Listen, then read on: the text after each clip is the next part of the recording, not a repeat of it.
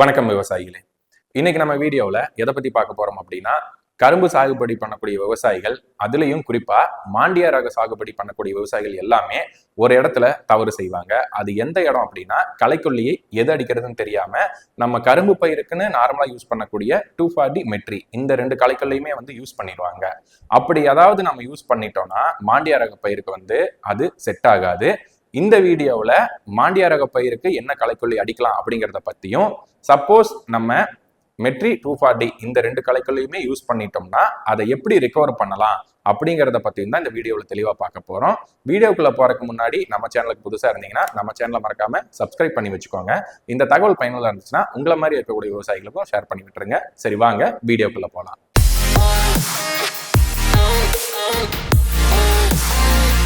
First நம்ம நார்மலா 240 மெட்ரி இந்த 2 களைக்கொல்லி தான் யூஸ் பண்ணிட்டு இருப்போம். ஆனா இது மாண்டியா ரக பயிருக்கு அடிச்சா என்ன மாதிரியான ரிசல்ட் வரும் அப்படிங்கிறத ஒரு கிளிப்பை நான் காட்டுறேங்க. இது நம்மளுடைய ஃபார்மர் தான். நம்ம தான் இந்த தோட்டத்துக்கு இவரோட வாழை தோட்டத்துக்கு நம்ம பார்த்துட்டு இருக்கோம். கரும்புக்குமே நம்ம உரம் கொடுத்துட்டு இருக்கோம். ஆனா என்ன களைக்கொல்லி அடிக்கிறது அப்படிங்கிறத என்கிட்ட சஜஷன் எதுவுமே கேட்காம பக்கத்துல இருக்கக்கூடிய கடையில போய் வாங்கிட்டு 240 மெட்ரி இந்த 2 களைக்கொல்லியுமே அடிச்சிட்டாரு. களைகள் கண்ட்ரோல் ஆயிருந்தது.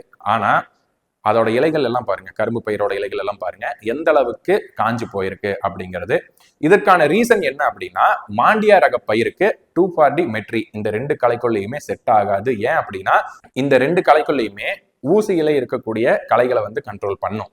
அதனாலதான் நம்மளுடைய கரும்பு பயிரில் இருக்கக்கூடிய இலைகள் எல்லாமே காஞ்சு போயிருது. ஸோ இது நிறைய பேருக்கு தெரியறது இல்லை. அது தெரியாம நீங்க நார்மலா போய் மாண்டியா ரக பயிர் அப்படின்னு சொல்லாம கரும்பு காட்டுக்கு களைக்கொல்லி கொடுங்க அப்படின்னா எல்லா கடைக்காரங்களுமே 240 அந்த மெட்ரி தான் கொடுப்பாங்க. ஆனா இவரு எங்கிட்ட என்ன சொன்னாருன்னா, நான் போய் மாண்டியா ரக பயிருந்தாப்பா சொன்னேன், அதுக்குமே அவர் இது அடிங்க சரியா போயிருன்னு சொல்லியிருக்காரு.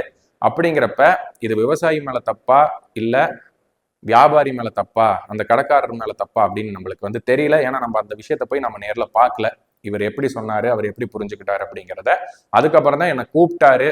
இந்த மாதிரி பயிர் காஞ்சு போகுது, ஸோ இதுக்கு ஏதாவது சொல்யூஷன் இருக்கா, நம்ம காப்பாற்ற முடியுமா அப்படின்னு சொல்லி கேட்டாரு.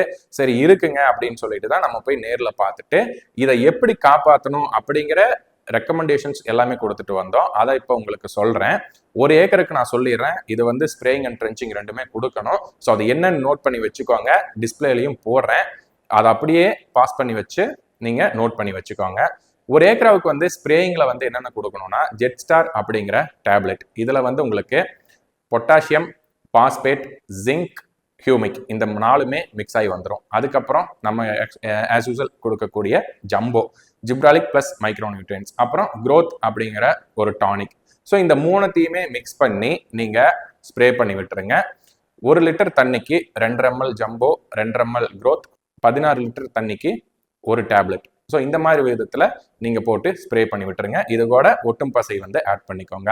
கீழே ட்ரென்ச்சிங்ல என்னென்ன கொடுக்கணும் அப்படின்னா, ஆல் 25 ஏக்கருக்கு 10 கிலோவும், அது கூட growth 1 லிட்டரும், ரீமர் 1 லிட்டரும் கொடுங்க. இதுவே போதும், நல்ல ஒரு வளர்ச்சியை எடுத்து கொடுக்கும்.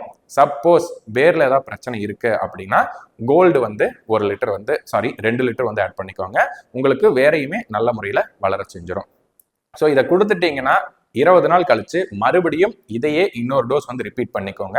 அப்படி பண்ணிட்டீங்கன்னா அந்த வளர்ச்சி எந்த அளவுக்கு தடைப்பட்டுச்சோ அதை விடவே நல்ல ஒரு வளர்ச்சி கிடைச்சிரும். ஸோ அதனால கரும்பு பயிர்ல, அதுவும் மாண்டியா ரக பயிர்ல என்ன களைக்கொல்லி அடிக்கிறதுன்னு தெரியாம நார்மலா அடிக்கக்கூடிய 240 மெட்ரி அடிச்சுட்டீங்கன்னா இப்ப நான் சொன்னக்கூடிய அந்த ரெக்கமெண்டேஷனை ஃபாலோ பண்ணி நீங்க ரெக்கவர் பண்ணிக்கலாம். இப்போ என்ன களைக்கொல்லி அடிக்கலாம் அப்படிங்கிறத நான் சொல்லிடுறேன்.